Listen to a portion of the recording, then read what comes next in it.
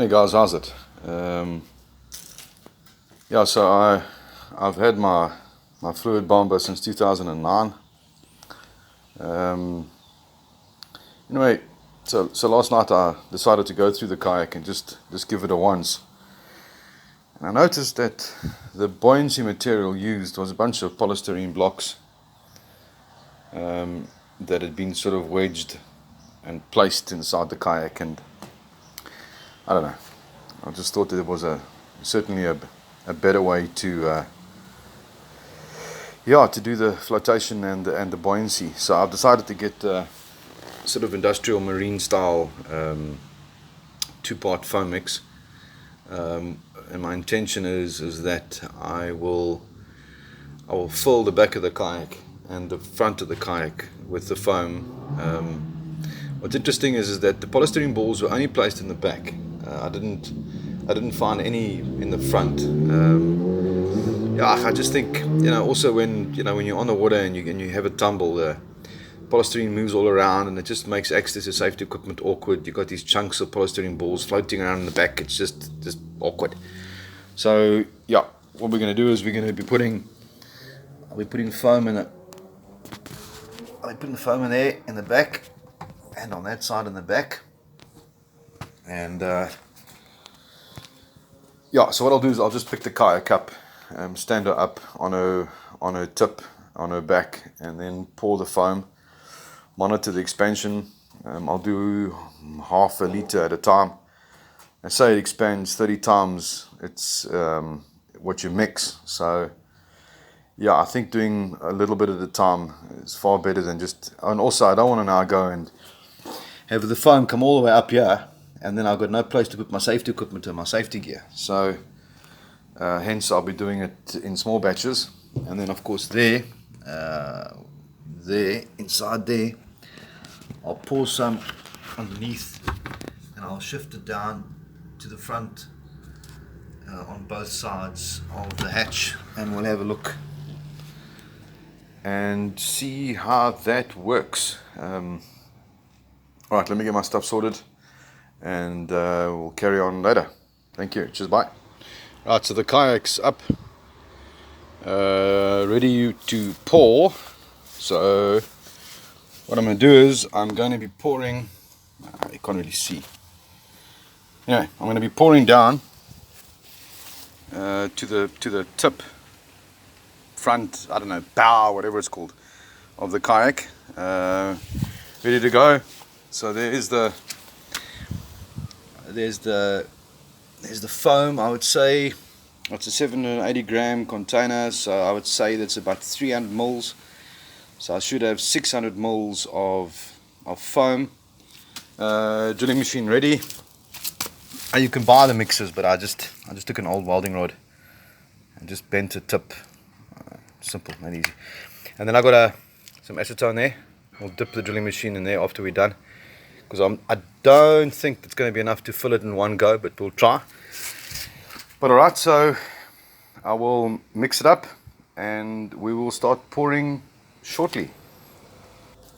The manufacturer says 30 seconds mix, but we live in Richards Bay. It's about 35 degrees Celsius and the humidity is through the roof, so I will not be mixing for 30 seconds. I'll mix for about 10 and then I'll pour.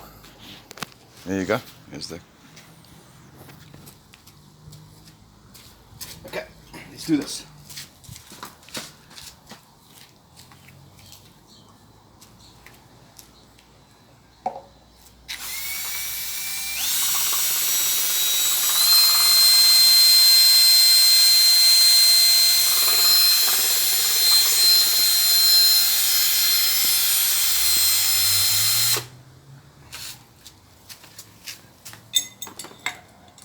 Yeah, there it goes. There it's starting.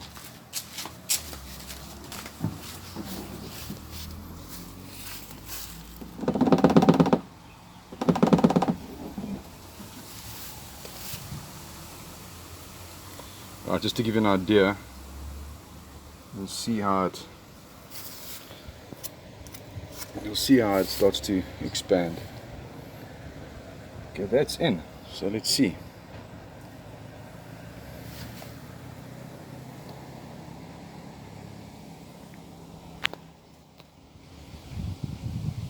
You should see that start coming to the top. I've just added a third batch, and it just gives you an idea of how it's expanding inside the hull.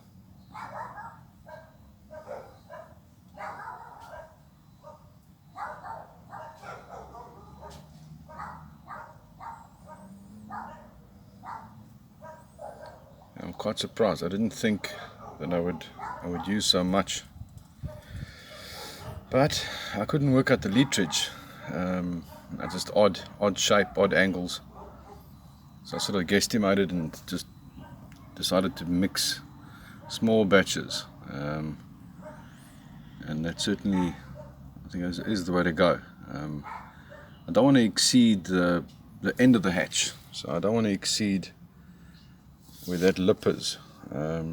As I said earlier, it's just storage capacity. So yeah, I might have to mix one more batch, and then we can pour this last bit.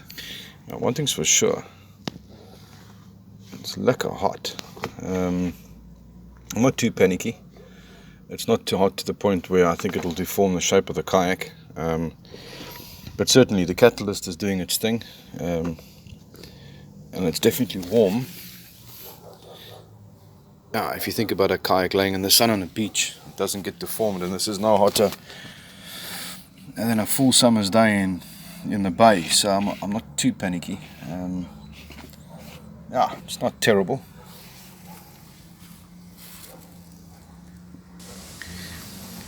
Yeah, so once all the castings have dried in your original containers, pop them out. It's buoyancy. So take all the shards and the bits and pieces that you got, and stick it into the cavities where you're going to cast. Just pack it in there. I mean, once you pour your epoxy, your foam, it's just going to become part of it. So, I mean, you've got a whole piece here that's left in the bottom of the container. So, yes, you could make a nice lure out of it, or you could make a floater out of it, or use it as a cork for fishing, or custom it, or whatever. But I mean, you've got it, and just stick it in there, break it up, force the bits and pieces down into the cavities. And then the lucky thing is that you could, well, you're not wasting. So you spent all this bucks on foam, and essentially you're going to throw it away. So just pack it in there, and yeah, I suppose, waste not, want not. So there's all the bits and pieces, and packed and stacked and shoved into corners. And I'm about to mix the last batch, pour, and yeah, let's finish this. Oh, so super duper. I think I'm stoked. It was the last pour. She's still expanding slightly and creeping, but overall, I'm really stoked. I've achieved the outcome I wanted. I've created a permanent means of buoyancy. I don't have any bits of polystyrene and kak rolling around in the inside of my kayak. I think also what's to be noted is that there's a rigidity that's been added. So I can already feel the back of the kayak is far more staunch than she was. You've got this massive supporting material on the inside. I mean, if you compare the kak that I had before, I mean that's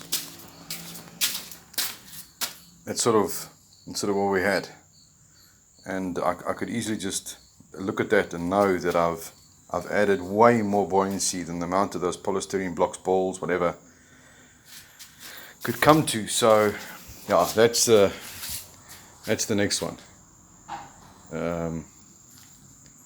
put some foam in her, but that's another video. But yeah, I think that's not bad. I'm quite happy with that. So the foam is taken. The entire kayak is foam filled. So I'm quite happy with that.